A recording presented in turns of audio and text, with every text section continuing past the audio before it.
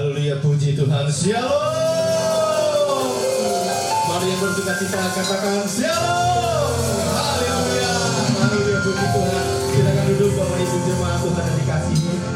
Haleluya. Mari kita persiapkan hati kita, pikiran kita untuk masuk dalam hadirat Tuhan. Kita mau naikkan pujian kita, ucapan syukur kita sama Tuhan. Karena saya percaya kalau saat ini, hari ini kita semua boleh berada dalam rumah Tuhan, di tempat ini. Saya berdoa semua karena kasih Tuhan. Amin. Ada rencananya yang indah bagi setiap kita. Ada pesannya yang ingin Tuhan sampaikan bagi setiap kita dan kita mau tangkap itu. Oke, mari kita persiapkan hati pikiran kita. Kita bersatu di dalam doa. Bapa yang baik, kami mengucap syukur Tuhan untuk kasih-Mu Tuhan Yesus. Kalau kami semua boleh ada dalam rumah-Mu Tuhan, di tempat ini Tuhan, di Hope Church Tuhan Yesus, kami percaya Tuhan, bukan karena kuat gagah kami, tapi semua karena kasih-Mu yang begitu besar bagi setiap kami. Penyertaan-Mu Tuhan, perlindungan-Mu Tuhan, sehingga membawa kami Tuhan boleh ada di tempat ini Tuhan Yesus. Terima kasih Bapak, terima kasih Tuhan. Sebentar Tuhan kami memberikan yang terbaik untuk Engkau. Pujian penyembahan kami untuk Engkau, pengagungan Tuhan hanya untuk-Mu Tuhan Yesus Kristus Tuhan. Kami persiapkan hati kami Tuhan untuk masuk dalam hadirat-Mu. Oleh karena Tuhan, penuhi setiap kami Tuhan dengan kuasa Roh Kudus Tuhan, curahkan bagi setiap kami Tuhan satu persatu Tuhan. Karena itulah yang kami rindukan Tuhan, itu yang kami butuhkan Tuhan. Karena kami tahu Tuhan, kami betul rindu, kami haus dan lapar akan Engkau.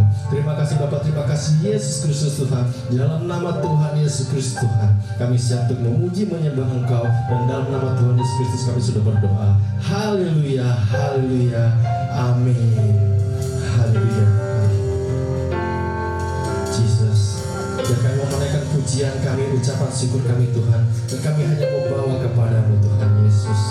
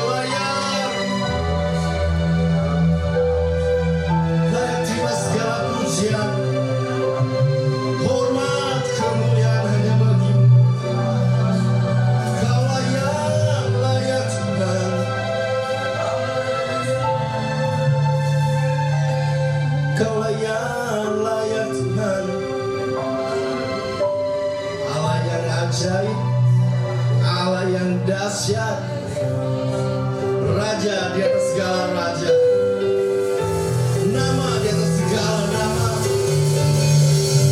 Kau yang bertata Tuhan.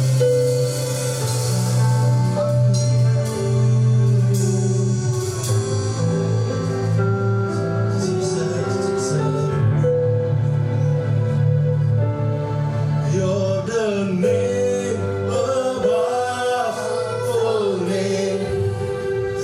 Come on. You are worthy of our praise. And my heart will sing how great is our God. Oh, church, come on, you're the name. You're the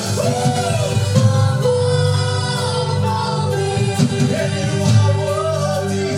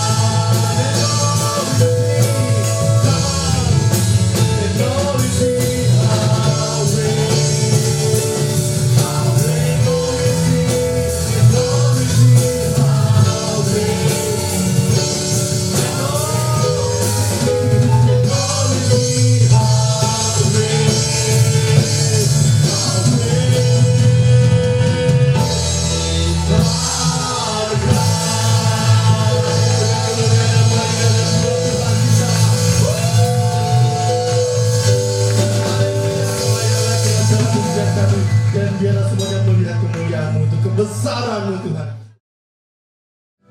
Haleluya, puji Tuhan. Mari sambil merenungkan kasih Tuhan, Bapak Ibu jemaat Tuhan. Apapun yang terjadi dalam hidup kita, pastikan kita terus tetap setia sama Tuhan. Haleluya, Tuhan Yesus.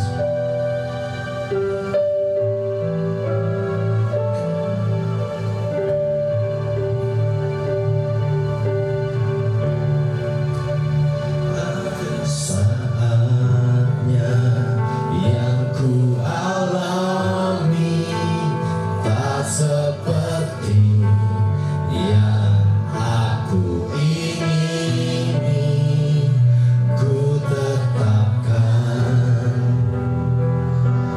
hati untuk percaya.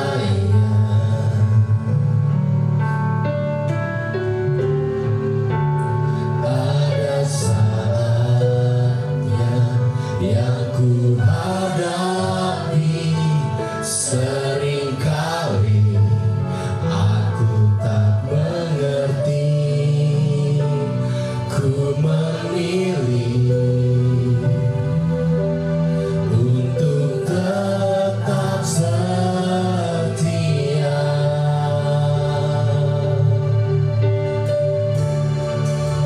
Sampai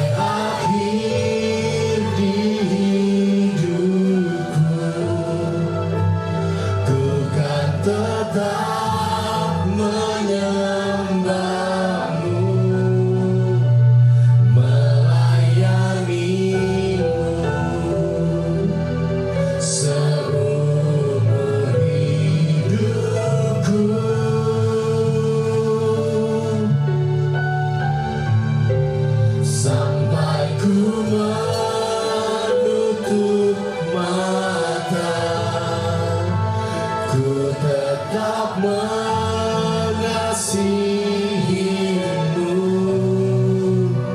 biar kau dapati ku hamba-Mu yang setia.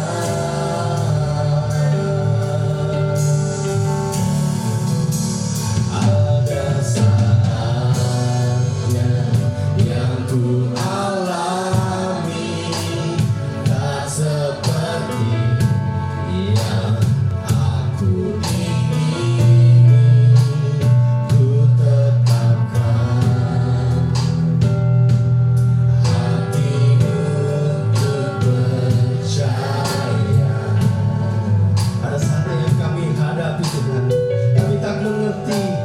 Ada saatnya yang ku hadapi, seringkali aku tak mengerti. Ku memilih untuk tetap setia sampai akhir di hidup kami. Sampai akhir hidupku, ku kan tetap menyembah-Mu, melayani-Mu seluruh hidupku.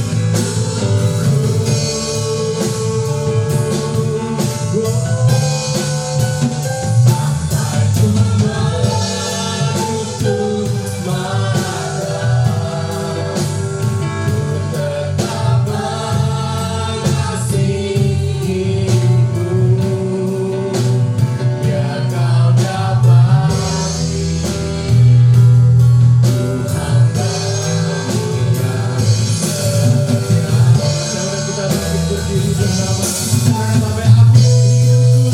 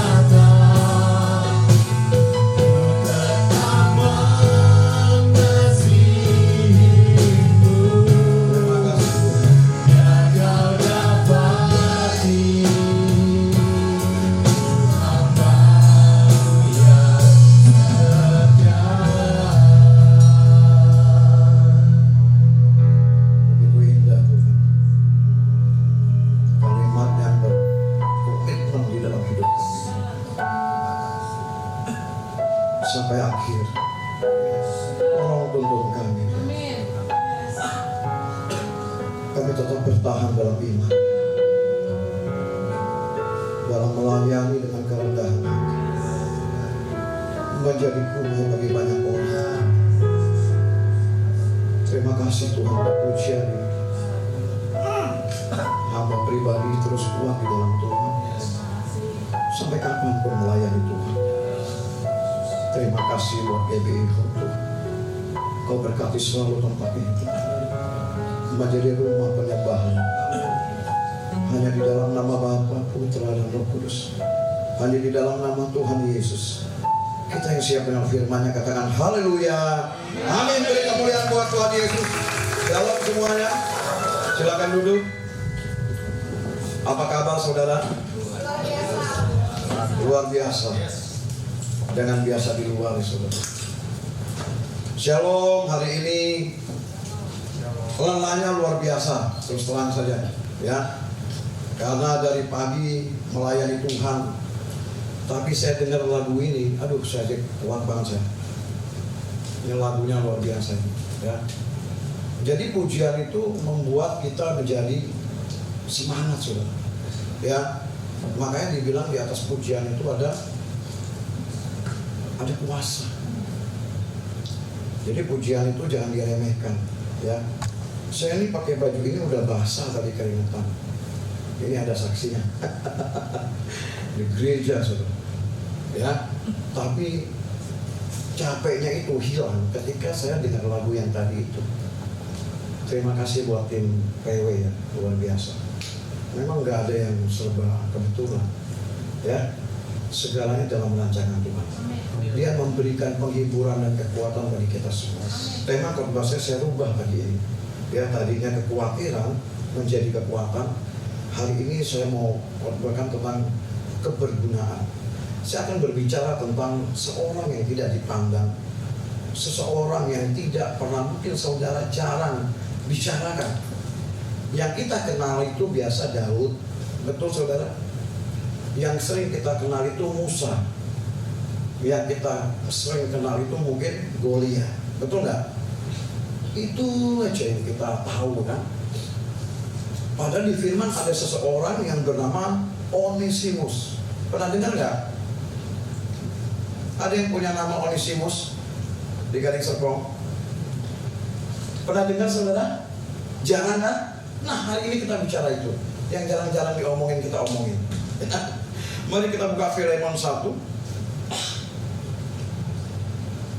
ayat 8 sampai dengan 11. Saya undang bangkit berdiri untuk menghormati firman Allah. Kita baca sama-sama mulai ayat 8 sampai dengan ayat 11. Perikopnya permintaan Paulus kepada Filemon mengenai Onesimus. 3:21. Karena itu sekalipun di dalam Kristus aku mempunyai kebebasan penuh untuk memerintahkan kepadamu apa yang harus engkau lakukan, tetapi mengingat kasihmu itu lebih baik aku memintanya daripadamu.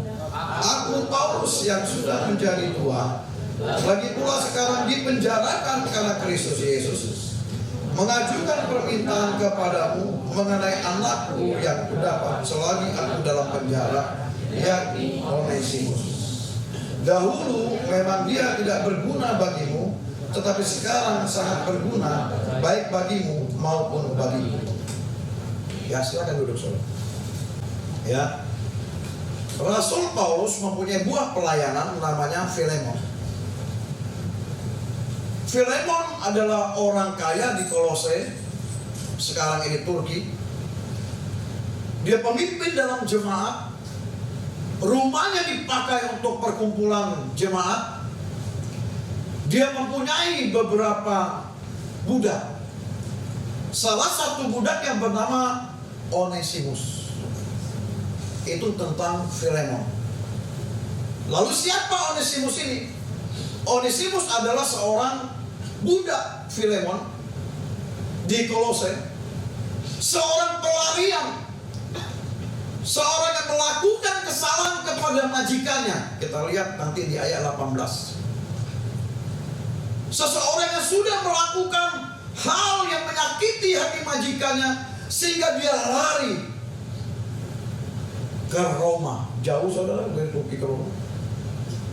Ngapain dia jauh-jauh ke sana saudara? Dia mau ketemu seseorang yang didengarnya karena membuat pertobatan kepada majikan. Dia datang kepada yang namanya Rasul Paulus. Ya, lewat Rasul Paulus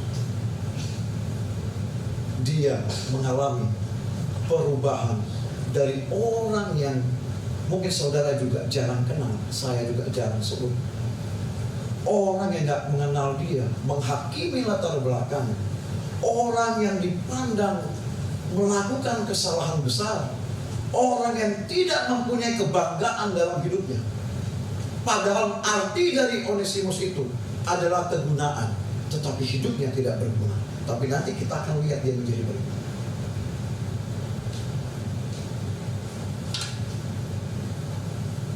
Sekali lagi saya mau tanya, saudara sering dengar nggak Onesimus ini?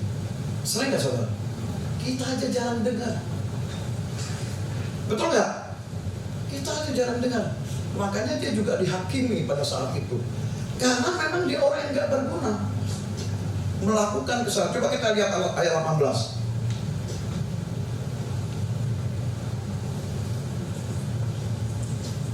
Dan kalau dia sudah merugikan engkau, ini Paulus berbicara kepada Filemon. Dan kalau dia sudah merugikan engkau ataupun berhutang padamu, tanggungkanlah semuanya itu kepadaku. Luar biasa bukan pelayanan Rasul Paulus? Rasul Paulus itu melayani tidak mengenal apakah engkau kaya, apakah engkau miskin, apakah engkau penjahat, apakah engkau orang baik. Rasul Paulus tidak mengenal itu, saudara. Seorang hamba itu harus begitu, melayani semua, saudara. Ya, saya masih saat ini melayani tukang parkir di depan gereja. Sampai saat ini. Ya, karena kenapa? Karena kita ini pelayan, siapapun kita layani. Dia bukan agama Kristen. Dia mau datang nanti Natal kita. Lama dekatinya. Ya, kita harus belajar dari seorang Rasul Paulus yang melayani tanpa mengenal latar belakang. Siapapun yang kita temui, selagi ada waktu dan ada kesempatan, layanilah dia. Baik tidak baik waktunya, itu kata firman. Paulus ngomong, kalau dia sudah merugikan engkau ataupun berhutang padamu, berarti itu berbicara tentang kesalahan yang dilakukan oleh Onesimus kepada majikannya. Handphone saya bunyi ya Pak, biarin Pak, panggilan. Ya, itu berbicara satu kesalahan yang dilakukan oleh seorang Onesimus kepada majikannya. Paulus pasang badan, ya, dia sampai bikin surat supaya seorang Onesimus ini kembali lagi kepada Filemon. Luar biasa bukan? Kadang-kadang orang salah kita sudah hakimi, kadang-kadang orang salah kita omongin, kita isuin.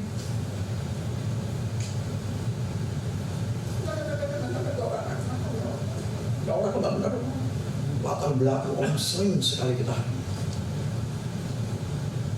Ya, tapi ini contoh yang luar biasa seorang Rasul Paulus. Dia justru mendidik.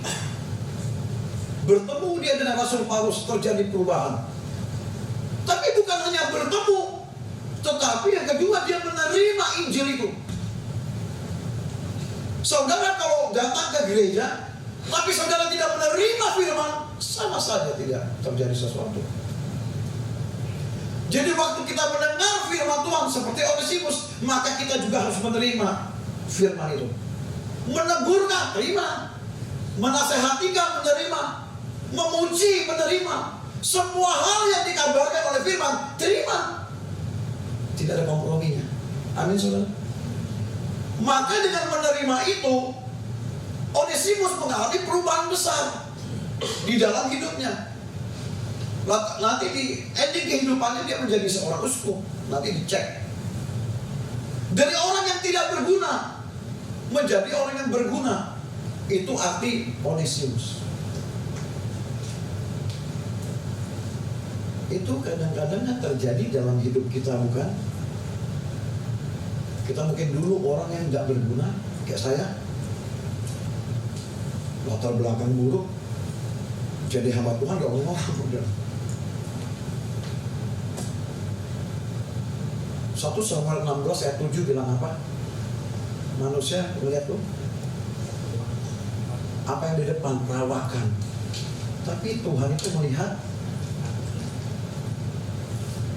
Tuhan melihat hati Onesimus. Rasul Paulus melihat hati Onesimus, bukan menghakimi latar belakangnya. Jadi siapapun saudara pada saat ini di tempat ini sedang terpuruk ke engkau, sedang maju ke engkau, saudara harus terus menerima Injil itu. Bukan hanya bertemu dengan hamba Tuhan seperti Onesimus bertemu dengan Paulus, bukan hanya itu. Kalau cuma bertemu hamba Tuhan tapi tidak menerima firman Tuhan, Yohanes 1 ayat 1 boleh dibuka.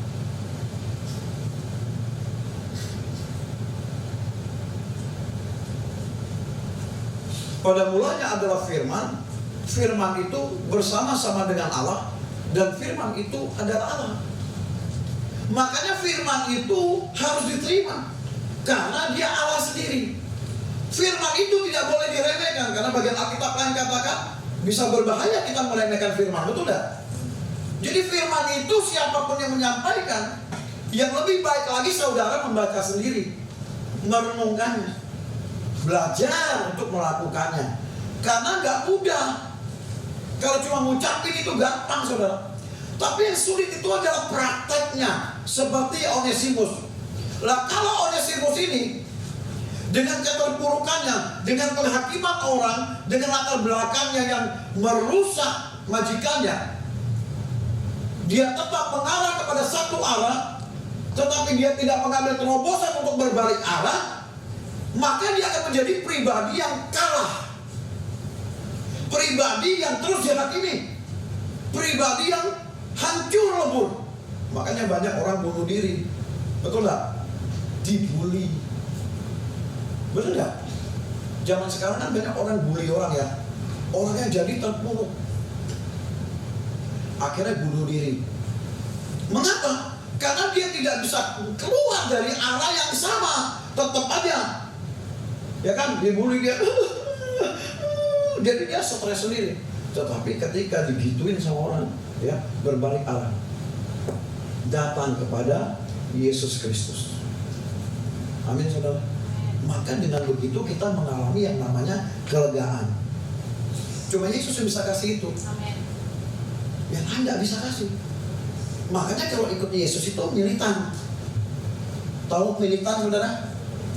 Militan apa? Si Mili sama Tanam. Militan apa? Apa sih militan? Yang sungguh-sungguh, ya. Ikut Tuhan itu jangan separuh-separuh. Makan roti separuh gak enak, mesti full. Apalagi makan cunyuk, sini banyak cunyuk sini. Jadi serba.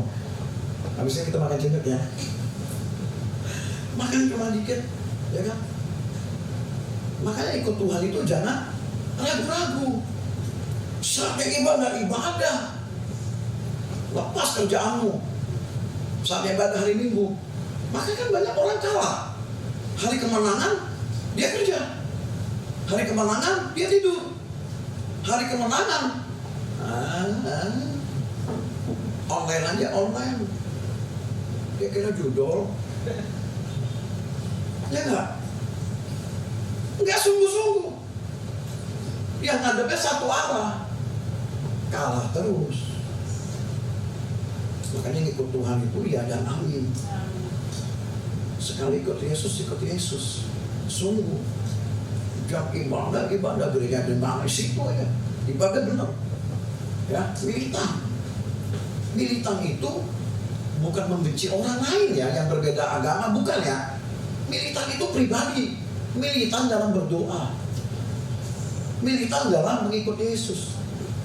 Itu loh. Bukan gaya sendiri, gue lagi puasa aja deket-deket. Bukan. Jadi harus sungguh seperti Onesimus ini. Terburuk dia, iya, karena melakukan kesalahan. Ya, dia merugikan atau berhutang. Paulus bilang tanggungkan padaku. Luar biasa apa Paulus itu, luar biasa pelayanannya. Ya. Jadi apa dong yang membuat kita bisa berubah seperti Onesimus? Apa, saudara? Yang bisa membuat kita berubah seperti Onesimus itu apa? Apa? Keadaan. Hah? Keadaan sudah terdesak. Ya. Apa yang bisa membuat kita berubah seperti Onesimus ini? Apa, saudara? Saudara mau berubah gak? Saudara kalau masih satu arah nih, ya, masih gitu aja cara pikir, cara pandang tentang Yesus, sukanya berdebat aja tentang firman, balik arah, merdekakan. Ya, apa yang bisa membuat kita merdeka itu? Seperti Onesimus ini. Apa, saudara?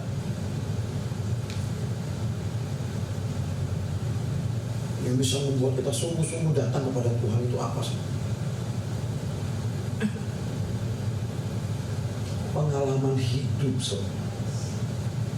Ya, perjumpaan dengan Tuhan. Perjumpaan dengan Tuhan itu lewat pengalaman hidup. Apa pengalaman hidup itu isinya? Masalah, kegagalan, apalagi? Masalah, kegagalan, apalagi? Nah, orang yang banyak masalahnya, kalau dia balik arah, dia akan menemukan kemerdekaan karena dia akan berjumpa dengan Tuhan. Perjumpaan dengan Tuhan lewat masalah itu biasa dimulai mujizat, saudara. Kalau nggak stres, kalau dia nggak berbalik, stres. Tapi kalau dia ngambil keputusan berbalik, masalah itu menimbulkan mujizat dalam hidupnya. Gagal. Kalau dia masih begitu aja merenungkan kegagalannya dalam pelayanannya, dalam keluarga, dalam bisnis, dia masih begitu aja, dia nggak berbalik arah, gagal terus. Ambil keputusan berbalik arah seperti Onesimus. Perjumpaan dengan Tuhan itu bukan dalam berkat-berkat saja, tapi justru dalam masalah, di situ ada Tuhan. Dalam kegagalan kita, orang kan bilang, wah aku gagal, Tuhan gak sertaiku. Matius 1:23 dia lahir, Immanuel. Dia menyertai. Loh, tapi kenapa aku gagal terus? Lu gak balik arah, lu masih senang di situ, masih ngadep aja satu arah, gak mau berbalik arah. Halo saudara, firman itu paling enak kalau negur, paling enak, karena dia akan merubah kita. Amin saudara. Nah, saya tegurin terus ya. Karena saya menyampaikan ini juga buat saya. Ya, ini juga buat saya. Makanya kalau ada gagal dalam hidupmu sekarang ini, apapun yang bidangnya apapun, balik arah ya, bilang begini, Tuhan, aku menghadap kepadamu, pelihara hari ini, berkati apa yang aku lakukan dalam nama Yesus. Jangan merenungi nasib. Ya, emang semuanya lagi susah beneran lu. Ya, keadaan begini ya begini. Loh, kita ini kan anak Tuhan. Amin. Amin. Dalam segala keadaan, ya tetap harus belajar tenang. Amin, saudara. Perjumpaan dengan Tuhan membuat perbedaan di dalam hidupnya Onesimus. Perjumpaan dengan Tuhan membuat hidupku dan hidupku juga berbeda. Makanya jumpai Tuhan justru bukan dalam keberhasilanmu. Ada banyak mindset salah, ya kan? Orang curang juga bisa berhasil, benar gak? Tapi kalau kita mau sungguh, justru kita tahu bahwa dalam masalah kita, justru dia ada di situ. Saya khotbah begini saudara, ruko kami sedang masalah. Kami 4 gereja, 2 gereja akan pindah malam ini. Kursinya di bawah. Jemaat kami kan penuh tuh, duduk di lantai. Saya hadap Tuhan, balik arahnya. Tuhan, aku percaya kepadamu. Pesan kursi. Kamu bilang, waduh gimana nih, ini gimana? Bulan Maret terus bayar hukum. Natal, banyak pengeluaran. Kalau nggak berbalik arah, aduh gimana nih? Kalau pemimpinnya aja udah keok begitu, gimana pengurus sama gimana kan? Kasihan ya. Nah makanya saya belajar dari Onesimus ini, bahwa saya harus mengambil keputusan, komitmen untuk mengarah kepada Yesus secara utuh. Cuma bukan hanya menghadap dia, tetapi menerima apa yang dia mau ajarin buat saya. Ya mau suka mau tidak suka, firman itu memberi kemenangan buat kita. Jadi jangan pernah sedikit pun kita meremehkan firman Tuhan ini. Sebab firman Tuhan itu luar biasa hebat, kuat. Karena dia adalah Allah sendiri. Perjumpaan dengan Tuhan bukan hanya dalam keberhasilanmu, justru dalam kegagalanmu dia ada di sana. Berulang-ulang saya mau ngomong ini supaya saudara tahu bahwa dalam keterpurukanmu ada Tuhan di situ. Belajar setia, sungguh sama Tuhan. Enggak ada orang ragu-ragu itu diberkati, enggak ada. Yang enggak. Orang rajin, orang sungguh sama Tuhan pasti beda. Saudara punya anak juga, satu yang rajin doa, rajin ibadah luar biasa, yang satunya bangunnya siang banget misalnya. Saudara sayang yang mana secara logika? Yang rajin dong. Ya Tuhan kita itu begitu, walaupun dia tidak pernah meninggalkan. Ya, kita minta apa sesuai dengan kehendaknya jadi. Ya begitulah kita seharusnya kepadanya. Ya, mari kita kembali ke firman Tuhan. Saya luar biasa sukanya sama Rasul Paulus ini. Ya, di Filipan 1 ayat 1 dibilang begini, dari Paulus seorang hukuman karena Kristus Yesus, dan dari Timotius saudaraku kepada Filemon yang kekasih teman sekerja kami. Dia ini di dalam penjara, terkurung, tapi bisa memberikan surat-surat yang membangkitkan banyak orang. Saudara dan saya tidak terkurung di sini, merdeka. Masakah tidak bisa mencari jiwa, mempunyai target jiwa? Saudara, jadi keselamatan jangan punya sendiri. Rasul Paulus buahnya Filemon, ya, Filemon kepada Onesimus. Dibalikin lagi sama Rasul Paulus, diterima dengan pengampunan walaupun sudah melakukan kesalahan. Ya, kita buka apa? Ada yang melakukan kesalahan, kadang-kadang kesel gitu ya. Tapi kita harus berpegang kepada perintah Tuhan bahwa kita harus mengampuni. Karena dia diampuni, maka dia ada kembali kepada majikannya, kepada Filemon. Bukan sebagai budak kata firman, tetapi sebagai saudara kekasih. Luar biasa ya lonjakannya, dari budak menjadi saudara kekasih lewat seorang Rasul Paulus. Tidak usah bela diri kita sebenarnya, karena Tuhan yang bisa mengangkat kita.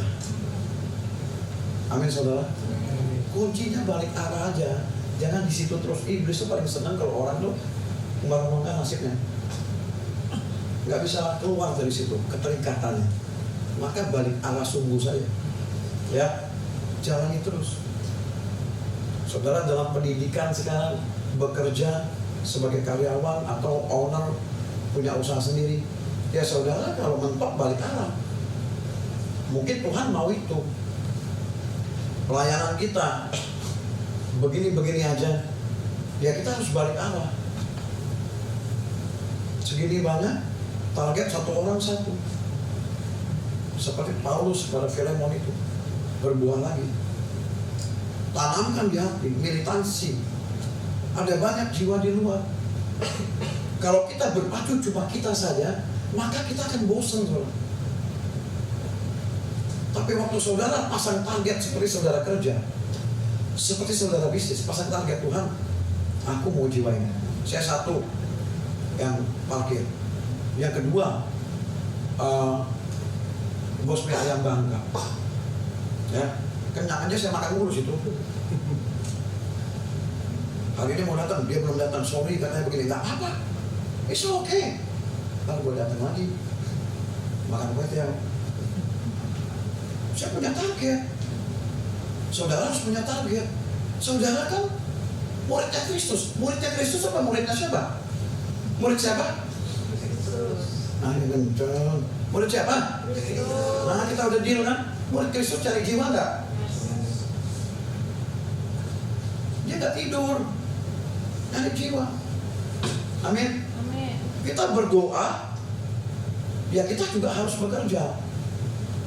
Kan Allah turut bekerja untuk mendatangkan kebaikan bagi orang-orang yang mengasihi. Allah aja turut bekerja, masih kerja, nggak nganggur. Nah, kita kerjanya apa di dalam kekristenan ini? Cari jiwa. Target satu orang satu. Makanya di kami itu saya selalu mengajarkan 1+1. Nah, ini ada senior-senior saya. Setiap subuh kami kirim firman, ting. Di bawahnya ada 1+1. Satu orang bawa 1 jiwa. Belum berhasil, nggak apa-apa. Terus balik arah kayak Onesimus, lakukan terus. Mau saudara? Itu bukan hanya tugas gembala, saudara. Kasihan gembalanya udah banyak pikiran. Ya tugas kita cari jiwa. Ini amanat agung. Jangan saudara yang ngomong beginian nih. Ini amanat agung. Amanat agung. Amanat yang mulia. Mungkin saudara kita ada yang belum ke gereja. Lakukan saja. Ya. Waktu kemarin saya ulang tahun ya waktu itu ya. Saya nggak tahu. Saudara-saudara saya bukan Kristen itu datang dari istri. Mereka nanya ulang tahun saya di gereja tanpa ngomong. Wah, datang mereka. Waduh, haru saya. Terharu. Di dalam gereja dia bilang begini, kalau datang gereja nggak usah disuruh-suruh, nih pada datang nggak ada gitu. Sekarang saya sering ngajak ke gereja, karena sebagian besar keluarga istri saya sekarang sudah percaya kepada Yesus Kristus. Lalu saya sulit, dilawan, ditentang. Ya, belajar dari Rasul Paulus. Dia mengampuni, dia mengasihi. Sekalipun Onesimus melakukan kesalahan kepada Filemon, dia pasang badan, kembalikan lagi ke Yesus. Kembalikan lagi, kamu balik lagi. Dia bicara Filemon, terima. Ya, saya terima dengan pengampunan. Begitu juga kita. Oh, saya dibantah segala macam. Sekarang nanti Natal, datang mereka sudah Kristen. Kita kalau orang Chinese kan begitu kan, di depan rumah ada pohon. Ini pohon yang bikin sakit katanya. Bukan, dia bilang. Mana bagus pohon? Lu gak percaya? Gitu. Gak berapa bulan sakit dia ada obatnya. Ke Malaysia, kemana gak ada obatnya. Tahun depan ketemu saya, Pak Pendeta saya udah dibaptis. Nah, kan kita cuma ngomong saja, ya, berkata-kata kepada gunung ini pindah. Kan cuma ngomong disuruhnya, cuma berkata-kata. Tuhan nggak suruh pindahin gunung, ada yang kuat. Saya suruh pindahin ini berat ya. Kan Tuhan bilang, ya kan? Cukup berkata kepada gunung itu pindah, maka gunung itu kan pindah. Tuhan nggak suruh pindahin gunungnya. Tuhan suruh ngomong aja. Nah, saya cuma berkata-kata, bukan pohon itu yang bikin sakit. Pohon itu bagus. Lu nggak percaya, terjadi. Sekarang hormat banget. Datang lagi nih Natal kami. Udah hampir 170 orang yang akan datang. Tuhan itu begitu luar biasa. Makanya bukan kita yang dibanggakan. Kita ini silih berganti sementara aja nih. Saya sementara, saudara sementara. Makanya berlakulah seperti Onesimus ini. Berbalik arah dari keterpurukan iman. Amin. Jangan pernah mau ya ditekan-tekan oleh si jahat. Harus merdeka.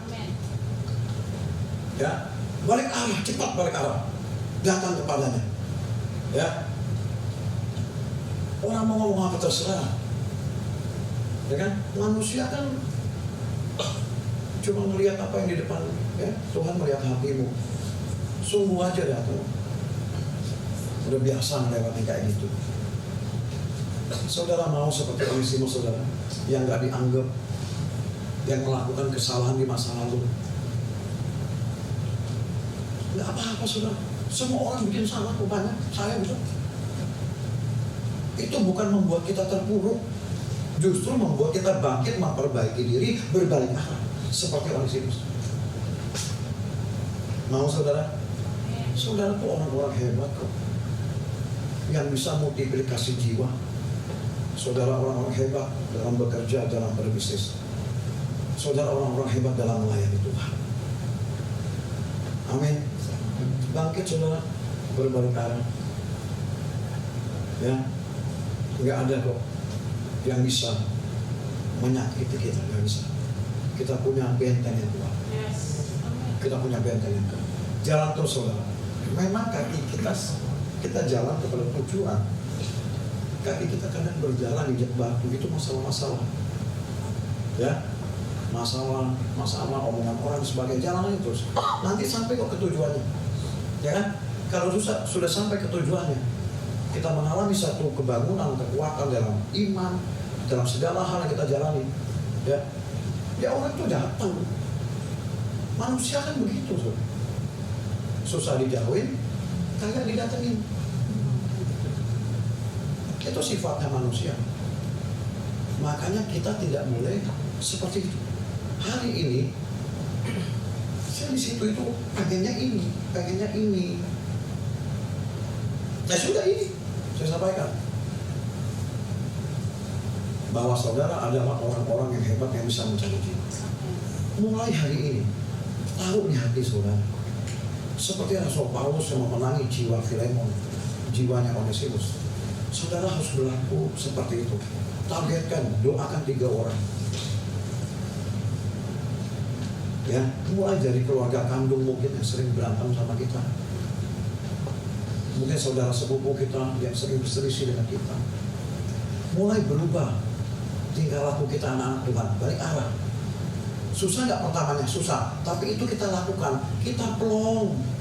Tahu plong? Enak. Senang. Seger. Makan apa aja jadi daging. Benar nggak? Kalau kita dendam, kita sakit hati, makan conyok juga tetap segitu. Oke saudara? Ya. Onesimus kasih contoh yang baik. Rasul Paulus kasih contoh yang baik. Jadi seperti itu hendaknya kita. Ya. Melayani, jangan lihat status. Wih, direktur. Gak usah. Dia juga gak ngasih duit. Tukang parkir, wis, oke nih, layani. Gak usah banding-bandingin. Gak usah pisah-pisah. Ya, melayani seperti Tuhan Yesus. Tuhan Yesus itu masuk kota, keluar desa, melayani. Tuhan Yesus gak lihat siapapun dia layani. Cari jiwa siapapun. Amin saudara. Mau cari jiwa saudara? Bantu tim di sini. Tapi bukan itu sebenarnya. Melayani Tuhan sebenarnya itu. Kolose 3 ayat 23. Tolong dibuka di akhir khotbah saya.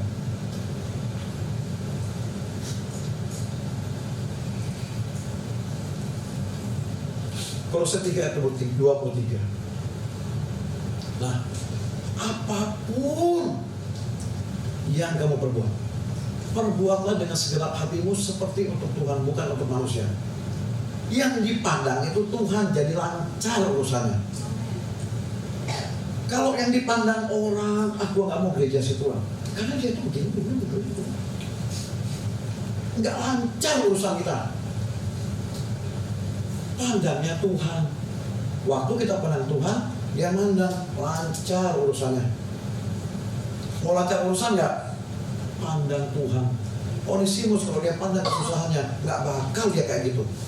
Karena dia pandang Tuhan, ya, melalui seorang hambanya, Rasul Paulus, dia jadi seorang yang diberkati Tuhan di akhir hidupnya. Haleluya saudara. Mari kita berdoa. Tuhan, terima kasih buat siang hari ini kami dengan keluarga kami di tempat ini. Tuhan sudah memuji, menyembah, bahkan dengan firman-Mu. Firman sederhana yang spontan harus sampaikan. Biarlah ini menjadi kekuatan bagi setiap kami, bahwa sebenarnya potensi kami ini besar ketika kami balik arah, balik kepada Yesus. Hanya Dialah satu-satunya pengharapan, penolong. Hanya Dialah satu-satunya yang menghibur kami dan kala kami susah. Manusia lihat apa depan mata, tapi Tuhan Yesus melihat hati. Onesimus contoh terbaik pada siang hari ini buat saudara dan saya. Balik arah saudara, datang kepada Yesus Tuhan kita, maka hidupmu akan berubah. Terima kasih Tuhan Yesus. segala kemuliaan hamba kembalikan ke dalam tangan-Mu. Dan biarlah semakin nama-Mu besar, dan biarlah hamba ini semakin kecil. Hanya di dalam nama Bapa, Putra, dan Roh Kudus, di dalam nama Tuhan Yesus Kristus. Jika Engkau menurunkan Taurat Allah siang dan malam, maka Engkau akan seperti tanaman yang ditanam tepi aliran air, yang berbuah pada musimnya dan tidak pernah layu daunnya. Apa saja yang Engkau perbuat pasti berhasil. Jika Engkau berkatakan firman Tuhan, berjalan menjadikan beruntung. Terima berkat dari Allah Bapa, di dalam cinta kasih Tuhan kita Yesus Kristus, dan Roh Kudus yang melembut menyertai kita. Dan Tuhan Yesus berfirman demikian, pergilah, jadikanlah semua bangsa murid, dan baptislah mereka dalam nama Bapa, Anak, dan Roh Kudus, dan ajarkan apa yang kau terima dari Tuhan pada pagi hari ini. Dan ketahuilah, Tuhan Yesus menyertai kita senantiasa sampai kesudahan zaman.